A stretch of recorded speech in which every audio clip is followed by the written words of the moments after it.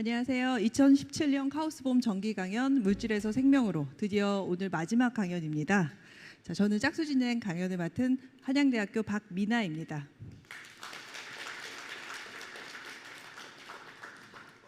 정말로 강연에 이렇게 열심히 참석해 주신 여러분께 굉장히 진심으로 감사드립니다. 오늘은 카이스트 의과학대학원의 신희철 교수님을 모시고서는 강연을 들어보겠습니다. 자, 신희철 교수님 큰 박수로 맞아주시기 바랍니다.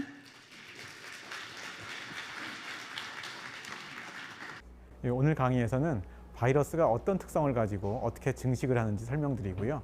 또 우리 몸에 들어오면 우리 몸에서는 어떤 반응이 일어나고 또 어떤 식으로 질병이 생기는지에 대해서 말씀을 드리고자 합니다.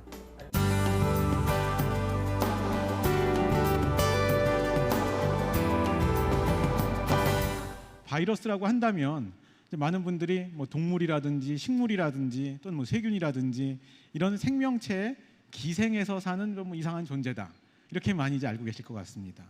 그런데 제가 왜 제목에다가 이상한 나라에 뭐 이런 제목을 붙였냐 하면은요, 이 바이러스는 생명체의 일반적인 특성하고 조금 약간 다른 특성들이 많이 있습니다. 그러다 보니까 제가 이상한 나라의 바이러스라는 그런 제목을 붙였고요. 이러한 제목 하에서 이제 강의를 드리도록 하겠습니다. 첫 번째 슬라이드에서는요, 제가 세계 지도를 보여드리고요. 여기에 뭐 지난 한 30년 동안 뭐 유행했던 많은 감염 질환들을 여기 보여드리고 있습니다. 여기 보면은 뭐 바이러스만 있는 것도 아니고 세균도 있긴 합니다. 하지만 바이러스가 굉장히 많은 것들을 이루고 있는데요. 저희가 최근 2, 3년 동안에 뉴스를 통해서 많이 접했던 것만 제가 몇 개만 강조해서 보여드리더라도 이 서아프리카에서 2014년도에 뭐 에볼라 바이러스가 유행했다는 거 뉴스에서 많이 보셨을 것입니다. 뿐만 아니라 뭐 저희 기억에 너무 생생하게 남아있는 2015년도에 메르스 바이러스 사태가 저희 한국에서 있었었죠. 또 이제 그것이 또 끝나갈 때쯤 해가지고 브라질을 비롯한 이 남아메리카 쪽에서 시작돼서 전 세계에서 많이 뉴스에 나왔던 지카 바이러스라는 것도 또 이렇게 나왔었습니다. 이런 것들만 보더라도 이런 그 바이러스라는 것들이 뭐 학문의 영역에만 그쳐 있는 것이 아니고요. 저희가 일상적으로 뉴스에서 볼 수도 있고, 또 이것이 어떻게 보면은 아주 극단적인 경우에는 인류의 생존을 위협할 수도 있는 그런 존재라는 것을 여러분들이 다 알고 계실 것입니다. 그래서 이러한 그 인류를 위협하는 바이러스들이 이런 뉴스나 이런 것만 보게 되면 현대의 문제만으로 생각하시기가 쉬울 텐데요. 실제적으로 역사적으로 저희 인류는 계속 바이러스와 함께 살아온 거나 마찬가지입니다. 그래서 역사 속의 바이러스를 제가 몇 가지 보여드릴 텐데요. 지금 여기 나와 있는 이제 옛날에 만들어진 어떤 판화 같은 것인데요. 이것은 천연두라고도 알려져 있고 저희가 두창이라고도 하는 그러한 그 피부 질환에 대한 묘사가 되어 있는 것입니다. 그래서 여기를 보시면은 이 환자에서 뭐 어떤 식으로 피부 병변이 뭐 있는지 이런 것들을 굉장히 잘 그 나름대로 그 당시에 잘 기술한 그런 작품이 되겠죠. 이것만이 아니고 20세기에 들어와서도요, 굉장히 여러 번의 굉장히 어떤 그 시대의 아이콘 같은 굉장히 그 시대를 대표하는 그런 바이러스들이 있어 왔습니다. 뭐 예를 들어서 몇 가지 보여드리면은요, 1918년도에는 독감 바이러스, 인플루엔자 바이러스가 유행을 했는데요. 굉장한 대유행이었다고 합니다. 뭐 저도 뭐 제가 직접 봐서 아는 건 아닙니다만, 이 당시에 1차 세계대전이 있던 때였는데, 이 당시에 1차 세계대전에 참전한 군인들 중에서 이 전장에서 이 뭐 총칼로 사망한 군인보다 인플루엔자에 감염돼서 사망한 군인이 더 많았다는 보고도 있습니다. 그 정도로 굉장히 위력이 대단했다는 얘기가 되겠죠. 뿐만 아니고 1940년대, 50년대 이럴 때는 우리나라에서 한때 뭐 소아마비 바이러스라고도 불리기도 했던, 요즘엔 이제 폴리오 바이러스라고 많이 하는데요.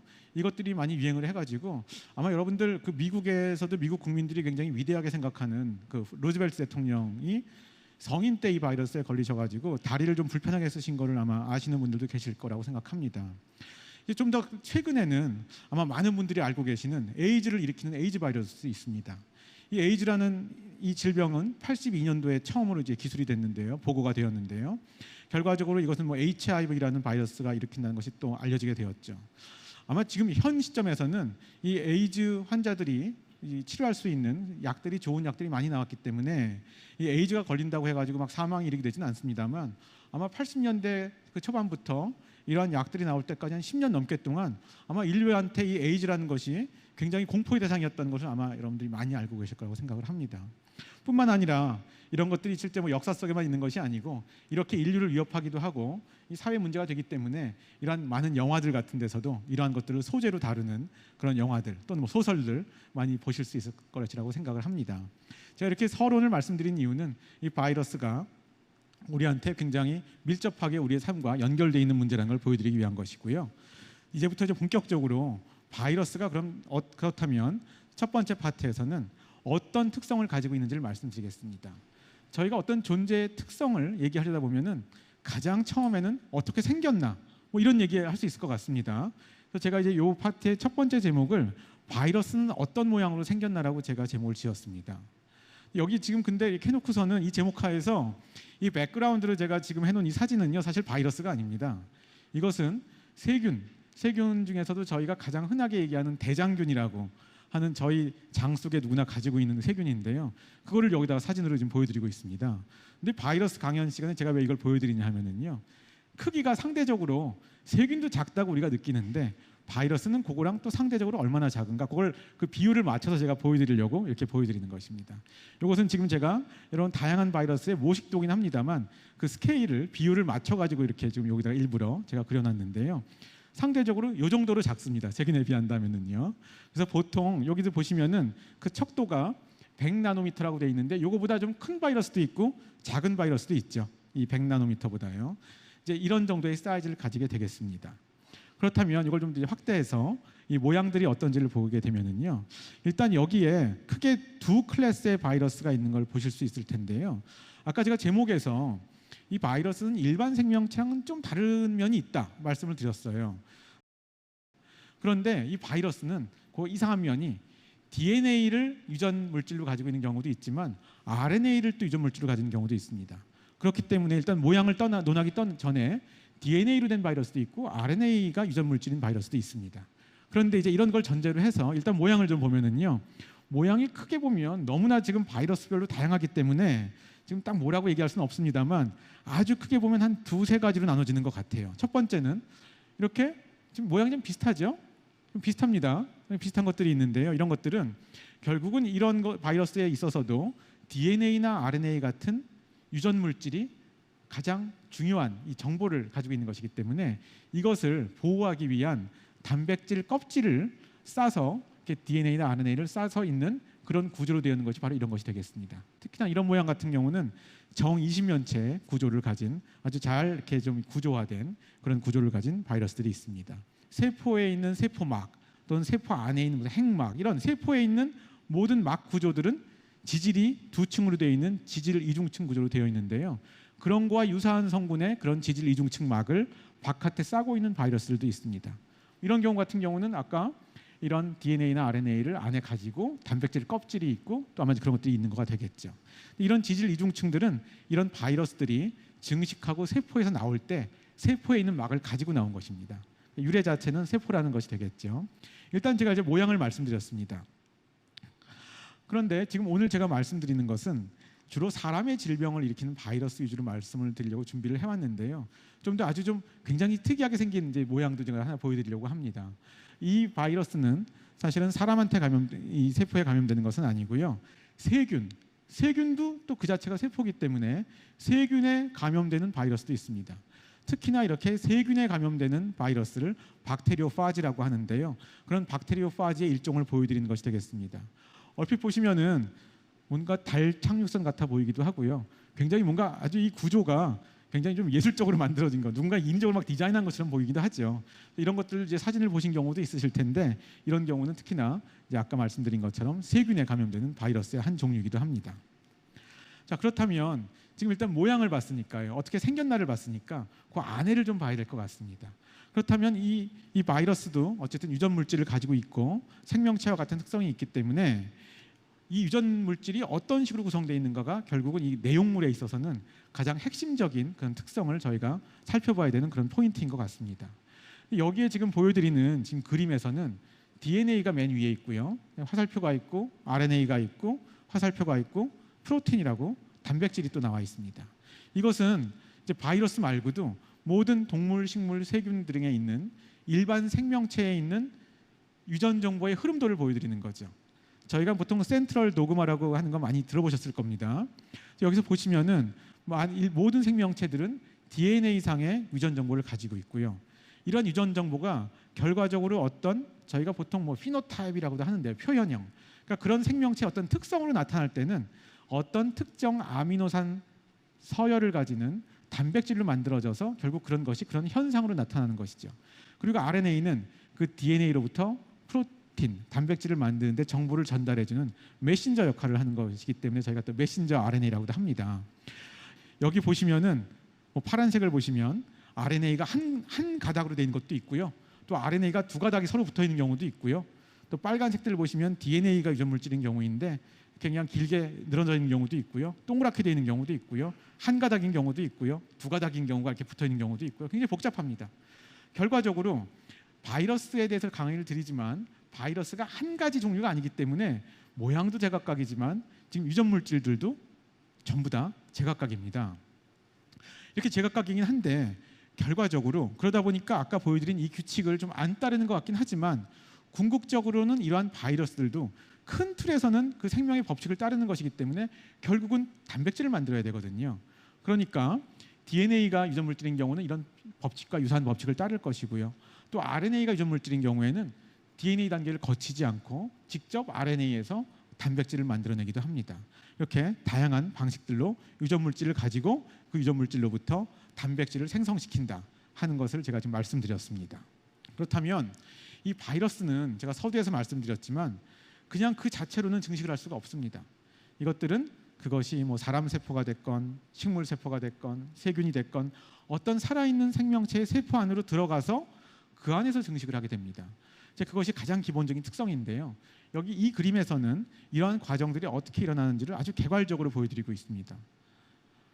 여기서는 지금 하나의 예로서 DNA를 유전 물질로 가지는 바이러스를 보여드리는데 일단 누가 뭐래도 일단은 그 세포 안으로 들어가는 단계가 필요하겠죠. 여기 지금 뭐 엔트리라고 해놨지만은 이런 것이 필요할 것 같습니다. 그 다음에 세포 안에 들어갔으면은 나중에 맨 아래에 있는 것처럼 자손을 많이 만들 텐데 그 자손을 많이 만들기 위해서라도 자신의 유전 물질은 이 경우는 이제 DNA를 예로 보여드리는데요. DNA를 많이 증식해가지고 이것들을 많이 만들어야 될 것입니다. 또 하나는 이런 자손을 많이 퍼뜨리기 위해서는 이걸 싸기 위한 단백질 껍질도 많이 만들어야 됩니다. 또 그러니까 아까 센트럴 도그마 보여드린 것처럼 DNA로부터 RNA를 만들어서 단백질을 만들어서 또 이것을 많이 만들어서 조립을 해가지고 이 자손을 만들 것입니다. 너무나 뭐 단순한 그림 같은데요. 이러한 단순한 이 규칙을 모든 바이러스들이 따르고 있는 것이죠. 지금 여기서 보여드린 거는 이제 아까 바이러스의 종류가 너무 제각각이다 보니까 그 하나하나를 제가 다 보여드릴 수는 없고 하나의 그냥 일반적인 한 사례를 보여드린 것이긴 합니다. 하지만 이제 크게 보면 이 범죄 안에서 이루어지고 있다고 말씀을 드린 것이죠. 이 다음 슬라이드부터는요. 그렇다면 이런 그 개괄적으로 보여드린 이 모든 단계에서 각 단계가 좀 더 자세하게는 어떻게 이루어지는지를 제가 좀 더 자세히 보여드리도록 하겠습니다. 그렇다면 이 첫 번째 단계는 바이러스는 어떻게 세포에 침입하나 궁금하실 것 같아요. 근데 침입하는데 이것도 결국 종류마다 다르긴 한데요. 제가 몇 가지 종류를 가져왔습니다만 가장 단순한 걸 보여드리겠습니다. 가장 단순한 거는 에이즈를 일으키는 HIV 바이러스 같은 경우는요. 아까 보여드린 것처럼 지질 이중층 구조가 있다고 돼 있었지 않습니까? 그럼 이것이 이제 세포입니다. 그럼 세포의 세포막도 지질 이중층이기 때문에 결국은 이 바이러스의 막과 이 세포의 세포막이 이게 퓨전, 융합이 일어나 버립니다. 근데 잘 생각해 보시면 이것이 융합이 일어나면은 바이러스의 이 안에 쌓여있던 이 물질이 결과적으로 세포 질환으로 바로 들어가게 되는 것입니다. 굉장히 좀 단순하게 제가 설명을 드렸습니다만 굉장히 이 그림을 보시면 간단하게 이해하실 수가 있겠죠. 하지만 모든 바이러스가 이런 것은 아닙니다. 똑같이 지질 이중층을 가진 것이지만 인플루엔자 바이러스 같은 경우는 좀 더 복잡해요. 뭐 이렇게 될 것 같은데 또 이렇게 바이러스한테 잡아먹히는 것처럼 일단 이런 과정으로 들어갔다가 여기서 뭐 이 융합이 일어나면서 이렇게 나오기도 하고요. 또 지질 이중층을 가지지 않은 바이러스라면 단백질 껍질로 쌓여 있으니까요. 이런 것들도 어떤 이 단백질 껍질과 결합을 하는 이 세포, 저희가 이러한 그 세포들을 숙주 세포라고 그러죠. 이제 바이러스 입장에서는 기생체가 되는 것이고 걔네들이 침입해서 증식하는 세포를 숙주세포라고 하는데요. 이 숙주세포에 어떤 특이적으로 단백질 결합을 해서 자신의 유전자를 꼭 주사기로 넣는 것처럼 이렇게 넣는 경우도 있습니다. 자, 그렇다면 이 마지막 단계, 이 바이러스들이 자신의 DNA나 RNA도 많이 만들었습니다. 그 다음에 단백질 껍질도 많이 만들었어요. 그런 다음에 자손을 어떻게 만들까요?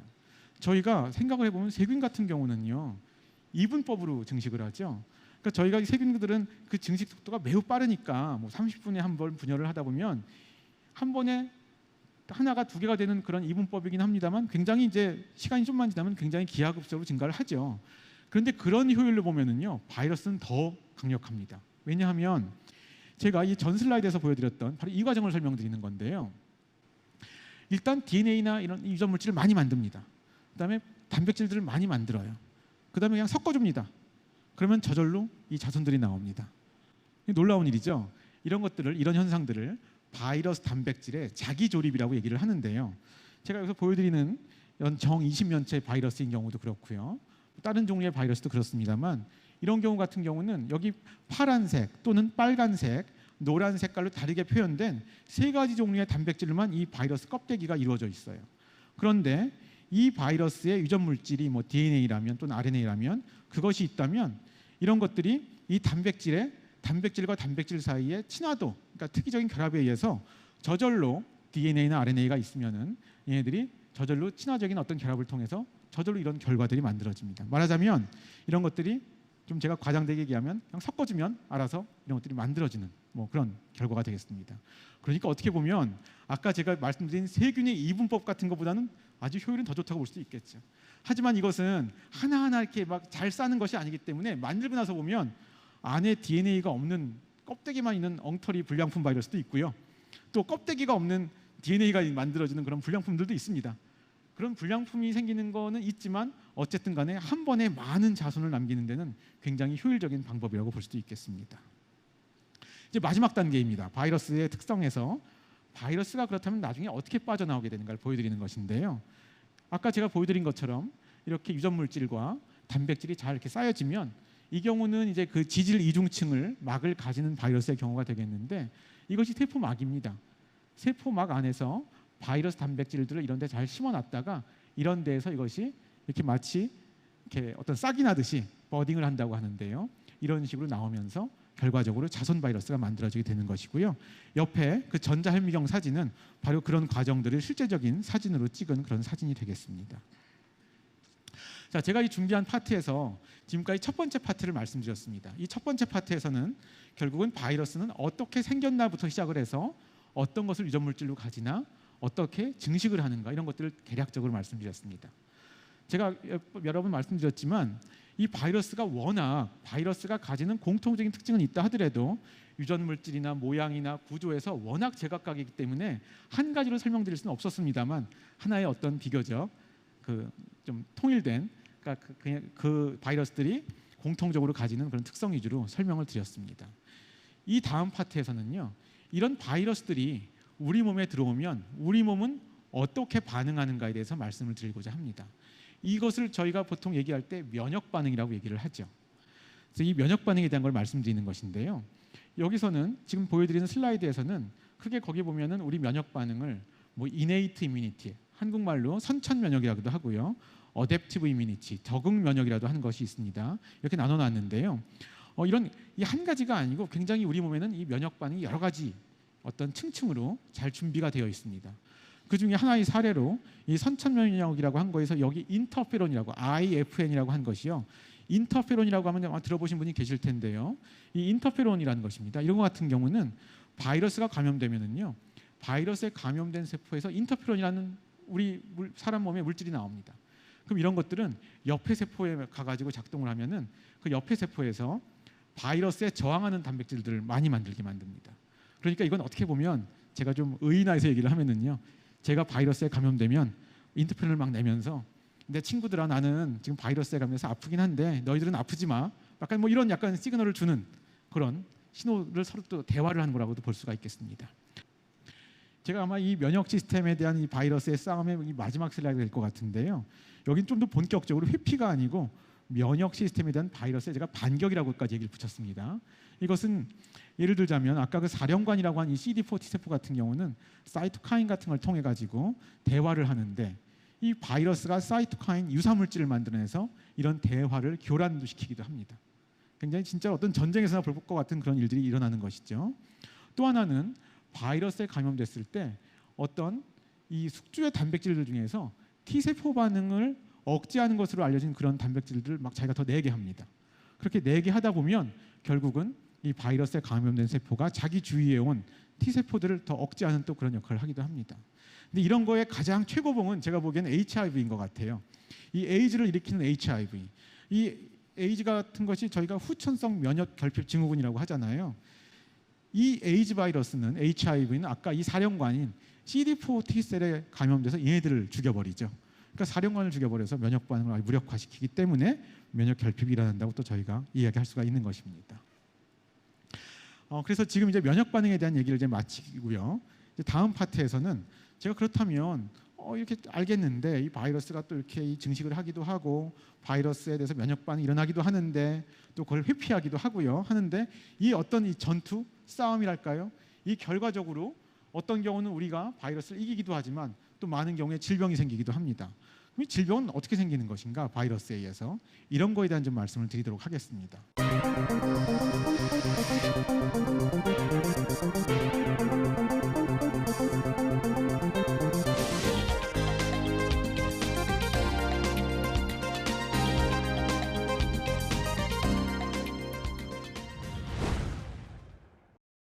실제적으로 한 가지 말씀드릴 것은 바이러스가 이렇게 우리 세포에 들어오면은요, 이 바이러스들은 아까 단백질을 제가 만든다고 이제 만들 때 왜 바이러스가 기생생물일 수밖에 없냐 하면은 결국은 RNA에서 단백질을 만드는 그런 기구들을 바이러스는 가지고 있지 않거든요. 그러다 보니까 세포의 것을 이용해야 되는 것이죠. 그렇기 때문에 이게 기생체일 수밖에 없는 것인데요. 감염된 세포에서 이 숙주세포도 살려면은 자기 단백질을 만들고 해야 되는데 이런 기구들을 전부 다 바이러스 단백질을 만드는데 다 그냥 이용을 해버립니다. 그러면 이 숙주세포는 자신의 정상적인 어떤 대사나 어떤 그 세포의 활동을 영위할 수가 없게 되겠죠. 그렇게 생각하면 사실은 세포가 바이러스에 걸린 세포, 감염된 세포가 죽는다는 것이 좀 직관적으로 이해가 되기도 할 것입니다. 실제적으로 저희가 하나의 그냥 그림을 보여드리는데요. 실제로 이건 뭐 저희 연구실에서 세포를 키웠습니다. 세포를 딱 키웠는데 세포가 예쁘게 바닥에 잘 붙어서 잘 살고 있어요. 근데 저희가 여기에다가 그 우드 바이러스라고 하는 백시니아 바이러스를 감염시켰고요. 한 12시간이 채 안 됐습니다. 그랬는데 이 백시니아 바이러스가 너무 급격하게 증식을 하면서 모든 그런 이 세포가 필요한 단백질 합성의 어떤 기구 이런 것들을 전부 다 자기가 이용하는 거죠. 그냥 자기가 나눠 쓰지도 않고요. 하다 보면서 이 세포가 결국은 죽어가면서 동글동글해진 것입니다. 이런 것들은 결국은 세포 자체를 바이러스가 직접적으로 죽이는 효과가 있다는 걸 보여드리는 건데요. 사실 이런 걸 고려한다면 제가 더 복잡하게 얘기를 안 드리더라도 바이러스가 우리 몸에 들어오면 질병이 생긴다는 것은 우리 몸의 세포를 죽일 테니까요. 직관적으로 이해할 수가 있으실 겁니다. 그런데 이것이 다가 아닙니다. 어떤 바이러스들은요, 좀 다른 종류의 바이러스들도 있어요. 제가 여기 보여드리는 것은요, 이것도 역시 세포인데요, 예쁘게 잘 살아 있습니다. 근데 바이러스를 감염을 시켰어요. 이거 12시간도 아니고요, 뭐 일주일 놔둔 겁니다. 놔뒀는데 별로 변화가 없어요. 뭐 세포가 죽은 것 같지도 않습니다. 이런 바이러스들이 있습니다. 그래서 혹시나 이 바이러스를 감염시킨다고 했는데 감염이 안 된 건 아닌가 해가지고 저희가 또 염색을 해봤어요. 그랬더니 바이러스에 감염 안 된 세포는 여기 있고요. 바이러스에 감염된 세포는 저희가 어떤 특수한 기법으로 염색을 했는데 까만색으로 보입니다. 근데 죽질 않아요. 그래서 이런 것들을 저희가 뭐 여기 있는 것처럼 non-cytopathic 바이러스라고 하는데 결국은 감염은 돼서 자기 자손도 퍼뜨리지만 세포를 안 죽입니다. 어떻게 보면 좀 더 영리한 바이러스인지도 몰라요. 바이러스인지도 몰라요. 왜냐하면은 그 자신의 자손을 좀 더 지속적으로 많이 만들지도 모르는 건 아니겠습니까? 근데 이런 경우에도 저희가 병을 일으키는 경우가 있습니다. 이런 바이러스의 대표적인 것이 간염 바이러스인데요. 이런 경우는 간염이 생기거든요. 근데 이런 경우는 좀 아이러니하게도 아까 이 바이러스 말씀드린 것처럼 바이러스에 감염된 세포를 없애기 위해서 이런 T세포가 막 바이러스에 감염된 세포를 죽이는데 이런 것들이 너무 또 과도하게 일어나다 보면 바이러스가 제거되는 효과는 있지만 또 세포도, 이 경우는 간염 바이러스니까 간 세포도 많이 죽어서 또 간염이 일어나기도 하는, 그러니까 어떻게 보면 좀 약간 좀 면역이 무조건 센 것이 좋지 않은 경우도 있다는 걸 또 보여드리는 그런 경우가 되겠습니다.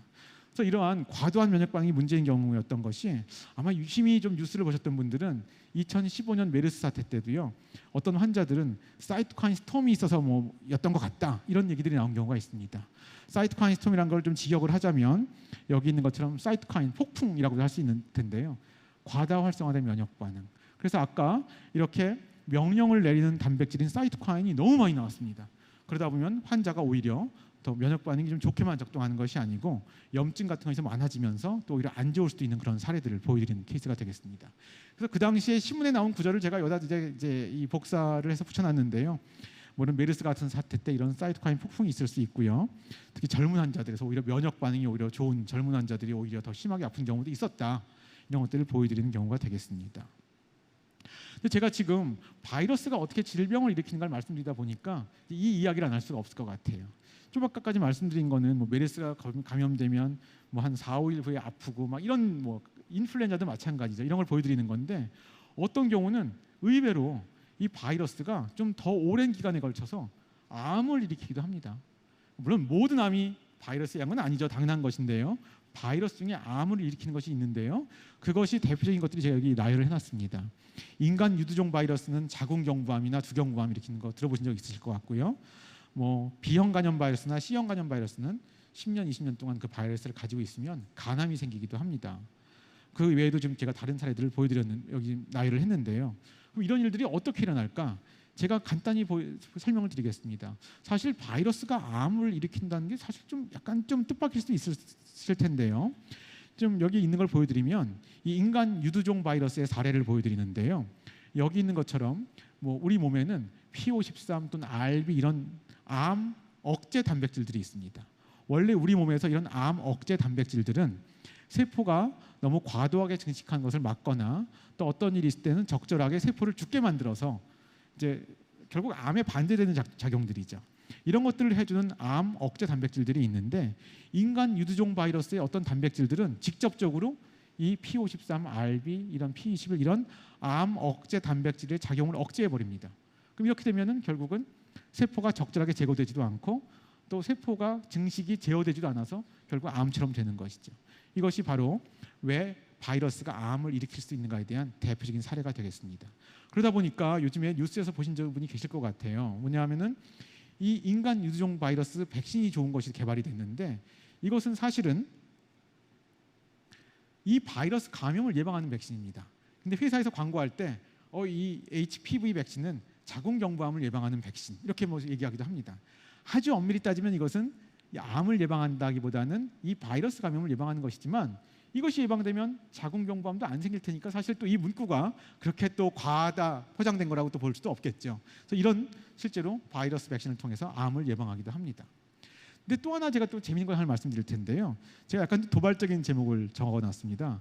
우리가 알고 있는 것이 전부인가? 라고 해놨습니다. 이게 무슨 말씀인가 하면요. 저희가 이미 의학이 많이 발전하고 과학이 발전하면서 무슨 바이러스는 뭐 무슨 질병을 일으킨다 이런 걸 다 저희가 알고 있다고 생각을 해요. 다만 치료제가 없고 백신이 없을 뿐이지 그런 건 뭐 어떤 바이러스가 무슨 질병을 일으키건 다 아는 거 아닌가 생각하실 텐데요. 최근 2000년대 들어와서 논문이 나온 것만 제가 나열을 하더라도요. 뭐 이상한 논문들이 많아요.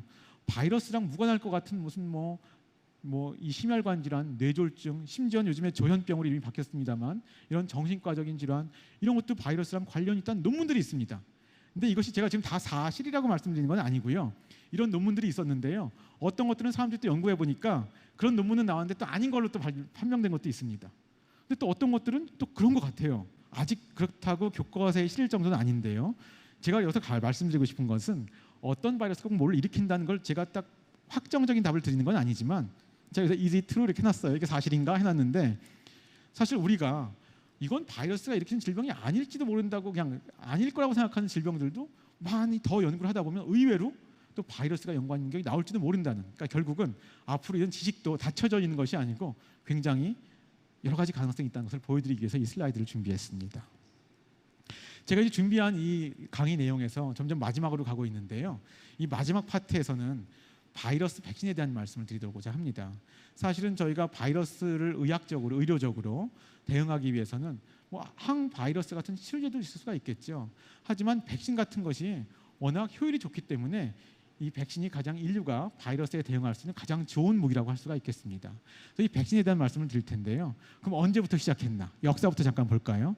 그럼 많은 분들이 아시겠지만 이 에드워드 제너라는 사람이 이 그림에 나온 것처럼 이제 그 뭐 소에 뭐 젖을 짜는 뭐 그런 뭐 소녀들이 목동이를 하는 소녀들이 이 두창 천연두 잘 안 걸린다는 걸 뭐 착안을 해서 했다는 얘기들이 있는데요. 어쨌든 인간 그 천연두 두창 바이러스의 친척 바이러스인 소에 있는 우드 바이러스를 이용해서 이렇게 접종을 하면 이 진짜 두창 천연두는 안 걸리거나 약하게 걸린다는 사실로부터 백신이 시작됐다고 볼 수가 있겠죠.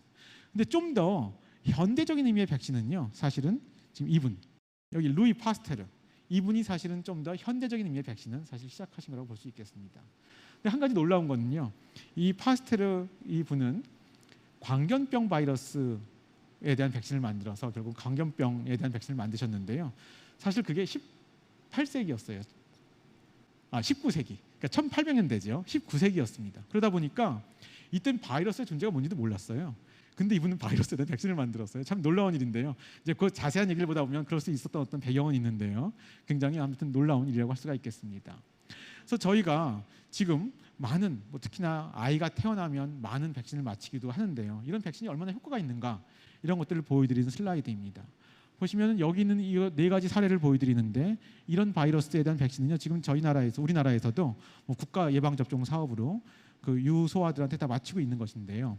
뭐 폴리오, 홍역, 풍진, 이하 전염 이런 걸 보시면은 실제적으로 이 백신이 개발되기 전에 비해서 백신이 개발돼서 접종을 한 이후에 아주 현격하게 이 발생률이 줄어든 걸 보실 수가 있겠습니다. 좀 더 근접하게 우리나라의 사례를 제가 하나 보여드리겠습니다. 우리나라에서는요, B형 간염이 굉장히 큰 문제였었습니다. 여기 보시면은 82년도에 우리나라에 조사한 걸 보시면은 그 나이대별로 좀 분류가 다르게 되어 있긴 합니다만 한 10 내지 15%의 사람들이 B형 간염에 걸려 있었습니다. 그래서 실제적으로 이런 또 많은 분들이 치료제도 없었기 때문에 간암으로 또 사망하시기도 하셨던 거였죠. 그랬는데 이 백신이 개발되고 나서 이 시점에 신생아에 대한 국가 예방 접종 사업이 시작이 되었습니다. 지금 현재 시점에서 볼까요? 특히나 여기 10에서 18세로 나와 있는 이 연령을 보시면은 거의 사라진 걸 볼 수가 있습니다. 근데 한 가지 재미있는 것은 그 윗세대에서는 아직도 좀 남아 있죠. 이것은 왜 그러냐 하면은요, 이 B형 간염이 전염이 되는 것이 엄마가 B형 간염이 걸려 있으면 아이를 낳은 다음에 그 신생아 시기에 넘어가는 것이 많기 때문에 지금도 예방 접종은 신생아에 대해서 하고 있죠.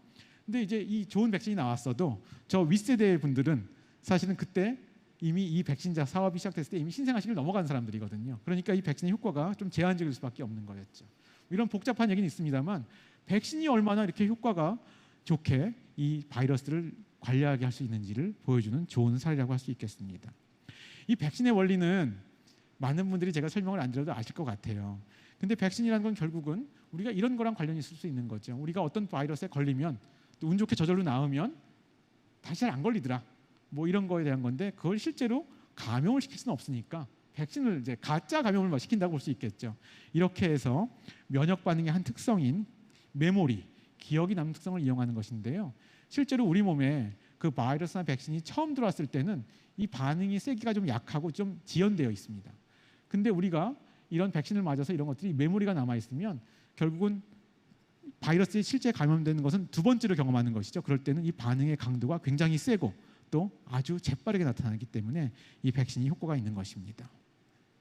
제가 이 슬라이드에서는 실제적으로 바이러스 백신은 그럼 어떻게 만드는 것인가에 대해서 궁금해하실 것 같아서 제가 가지고 온 것인데요. 굉장히 다양한 방식으로 만들고 있습니다. 하지만 가장 기본 원칙은 뭘까요? 바이러스 백신을 만들겠다고 해가지고 진짜 병을 일으키면 안 되는 것이죠. 하지만 또 그 바이러스를 어느 정도는 흉내를 내줘야 됩니다. 그것이 가장 기본이 되겠는데요. 가장 고전적으로 쓴 것이 맨 위에 있는 두 가지가 되겠습니다. 포르말린 같은 것으로 인액티베이션을 시키면은요, 불활화라고 하는데요. 맨 위에 있는 것입니다. 그러면 바이러스는 더 이상 세포에 감염돼서 증식을 못합니다. 하지만 그 구조는 유사하게 남아 있죠. 껍데기 같은 것이요. 이런 것을 백신을 이용한 경우가 있었고요. 두 번째 사례도 있었습니다. 이것도 좀 고전적으로 쓰였던 것인데요. 이것은 어테뉴에이션, 그러니까 약독화라고 하는데요. 바이러스가 아직 살아는 있습니다. 근데 굉장히 약해졌어요. 그래서 살아있는 바이러스를 백신으로 주기는 하는데 이건 질병을 거의 안 일으키는 겁니다. 그러니까 이것도 사실은 백신을 쓸 수가 있겠죠.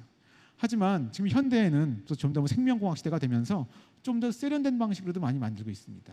예를 들자면 이 바이러스의 단백질만을 유전공학 기법으로 만들어서 주기도 하고요.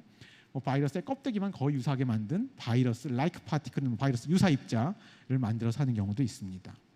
그래서 이런 것들에 그냥 제가 사례를 좀 더 자세히 보여드리면은 아까 그 어테뉴에이션이라는 걸 보여드리는데요. 이건 좀 고전적인 방법입니다. 이건 그 파스테르가 썼던 방법인데요. 사람한테 질병을 일으키는 바이러스를 일부러 동물에서 키웁니다.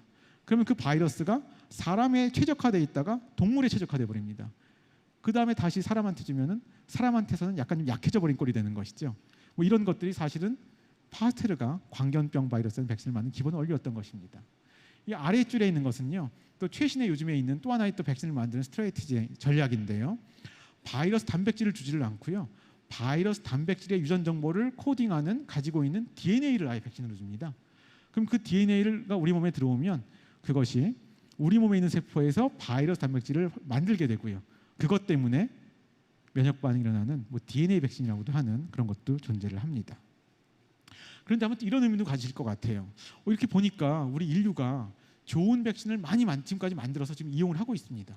그런데 또 대표적으로 에이즈를 일으키는 HIV 같은 경우는 아직까지 백신을 개발 못했습니다. 인류가 왜 어떤 건 이렇게 힘든가? 이걸 어떤 논문에서 이제 분석을 한 경우가 있었는데요. 두 가지 요소를 봤습니다. 하나는 이 항원이 너무 자꾸 바뀌면 백신을 만들기가 쉽지 않겠죠. 근데 말하자면 좀 과장하게 얘기하면 HIV는 하루가 다르게 변이를 일으킵니다. 그렇기 때문에 백신을 만들기가 쉽지 않다는 걸 보여드리는 것가 되는 것이고요. 또 어떤 것은 아까 제가 면역 반응에서 항체 면역 반응하고 T세포 면역 반응을 보여드렸는데 어떤 바이러스는 특성상 그 감염을 제어할 때 항체가 충분한 경우가 있습니다. 그런 경우들은 저희가 이미 성공적으로 백신을 많이 만들었습니다. 근데 항체가 충분하지 않은 경우는 그 T세포라는 그 면역 반응을 이용해야 되는데 그런 것들은 저희가 성공적으로 많이 백신을 못 만들었습니다. HIV가 다 이런 데 이제 들어가는 그런 바이러스가 되겠습니다. 이제 거의 마지막으로 이런 백신에 있어서도 신변종 바이러스에 관련된 얘기를 말씀드릴 텐데요. 그거에 앞서서 아까 제가 맨 서두에서 말씀드린 메르스, 에볼라, 또 아까 지카 바이러스 이런 얘기를 잠깐 말씀드렸는데요. 이런 신변종 바이러스가 어쨌든 옛날에도 있었는지 모르겠지만 현대 사회에 좀 더 많은 것 같긴 합니다. 그럼 이게 왜 그런가라는 걸 말씀드릴 텐데요. 여기 제가 여러 가지 그 가능한 이유들을 나열해놨는데요. 사실은 바이러스가 변이한다? 변이하는 건 맞습니다만 옛날보다 지금이라고 변이를 더 많이 할 것 같지는 않아요. 근데 요즘에 왜 더 이것이 더 문제로 피부로 느껴지냐 하면은요. 여기 나와 있는 세 번째 이유요. 온난화라든지 자연개발 같은 걸 하면서 야생동물과 사람들이 접촉할 수 있는 기회들이 좀 늘어났습니다. 그러다 보니까 야생동물에 인류가 경험하지 못했던 바이러스가 사람으로 넘어온 일이 좀 빈번해졌다고 할 수가 있겠습니다. 그런데 더 중요한 거는요. 옛날 같았으면 이런 게 야생동물에 있는 바이러스가 우연히 사람으로 넘어왔어도 그 사람이 전 세계를 여행하지 않기 때문에 퍼지질 않습니다. 근데 요즘에는 마음만 먹으면은 하루 만에 그냥 저희가 전 세계 어딘지 갈 수 있거든요. 비행기를 타고요. 실제로 그런 이동들이 굉장히 많고요. 그러다 보니까 어떤 이상한 바이러스가 어느 지구상의 한 지역에 생겼다 하더라도 이것이 전 지구적인 현상으로 일어나는 일이 훨씬 더 많아졌다고 볼 수가 있겠습니다. 그래서 제가 지금 이제 백신을 이제 말씀드렸는데 어떤 것들은 또 백신을 개발하기 쉽지 않다고 말씀드렸습니다. 근데 HIV 같은 것만 하더라도 백신이 지금 없습니다만 HIV에 대한 백신을 지금 오늘 만들어야 되냐 내일 만들어야 되냐 이런 식으로 하루가 급한 문제라고 볼 수는 없을 것 같아요. 빨리 만들면 좋겠습니다만 근데 이렇게 신변종 바이러스에 대한 거는 진짜 이 촌각을 다투는 문제가 될 수 있을 것 같습니다. 만약에 메르스 바이러스가 유행을 했을 때 만약에 저희가 메르스 바이러스에 대한 백신을 1년 동안 2년 동안 개발하는 건 좀 의미가 좀 퇴색돼 버리죠. 근데 만약에 우리가 백신을 일주일 만에 만들 수 있다면 어떻겠습니까? 이 현실을 좀 바꿔놓을 수가 있겠죠. 이런 것들을 고민하는 사람들이 있습니다. 그래서 아직 그 해결책이 다 나온 건 아닙니다만 어떤 사람들은 이게 논문에 나온 사례를 보여드리는 것인데요. 실제적으로 새로운 인플루엔자 바이러스가 튀어나온다면 우리가 일주일 안에 그 백신을 만들 수 있는 어떤 전략을 이렇게 세울 수 있다. 이런 것들을 제시하는 논문도 있고요. 여러분들 잘 아시는 그 빌 게이츠 파운데이션 그 재단에서는요. 이런 신변종 바이러스에 대한 백신을 재빠르게 만드는 전략을 개발하는 사람들한테 연구비를 투자하는 그런 뉴스가 나온 적도 있습니다. 마지막 이제 슬라이드에서는 이 백신에 대해서는 이게 개개인의 문제가 아니고 집단 면역이라는 현상이 있다는 것도 제가 말씀드리고자 합니다. 이것은 무슨 얘기냐면은 우리는 백신은 다 누구나 내가 백신을 맞았다. 나 이번에 그 백신을 안 맞았는데 이런 식으로 개개인의 문제를 많이 생각을 하죠. 근데 실제적으로 보면 그렇지만은 않습니다. 여기 왼쪽에 있는 그림을 보시면은요, 이 집단에서는 백신을 안 맞았어요. 그랬는데 빨간색 2명의 환자가 발생을 했습니다. 그럼 금세 이렇게 빨간색으로 퍼지게 되겠죠. 그런데 오른쪽을 보시면은요, 지금 2명의 빨간색 환자가 있는데 백신을 맞은 사람, 노란색 사람들이 굉장히 많이 있습니다.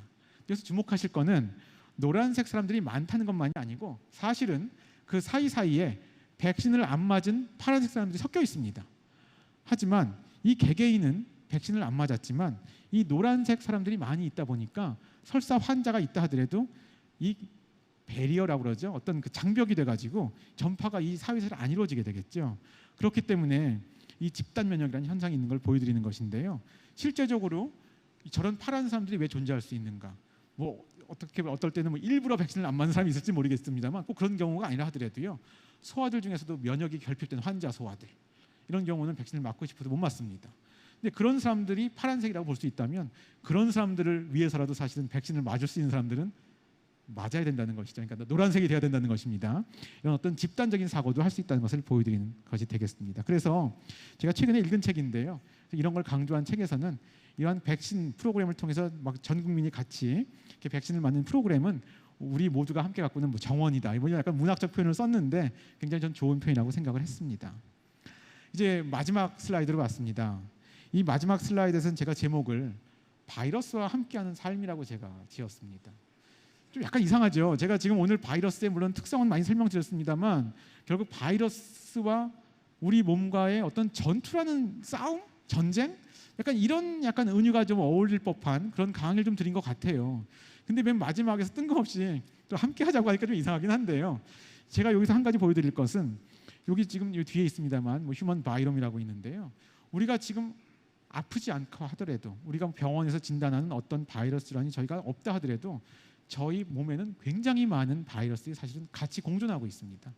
이런 것들이 별 문제는 안 되고 있는 것인데요. 실제로 저희가 바이러스로부터 완전히 자유로울 수가 없다는 말씀을 드리는 거죠. 또 하나, 또 다른 의미에서의 약간 또 이 바이러스와 함께하는 삶이라고 제가 제목을 붙인 것은 신변종 바이러스라는 건 어쨌든 간에 그거는 뭐 공존보다는 저희가 어쨌든 잘 경계하고 잘 대처를 해야 되는 것입니다만 저희가 아무리 과학적으로 잘 대처를 한다고 하더라도 신변종 바이러스가 출현을 하게 하는 걸 막을 수는 없습니다. 그렇기 때문에 신변종 바이러스가 생기는 것 자체는 인정을 하고 그것에 대해서 우리가 어떻게 재빠르게 대처를 할 것인가 하는 것을 과학적으로 고민하고 탐구하는 것이 좀 더 올바른 대책이라는 생각이 들어서 제가 바이러스와 함께하는 삶이라는 제목으로 제 강의를 마치도록 하겠습니다. 오늘 경청해 주셔서 감사합니다.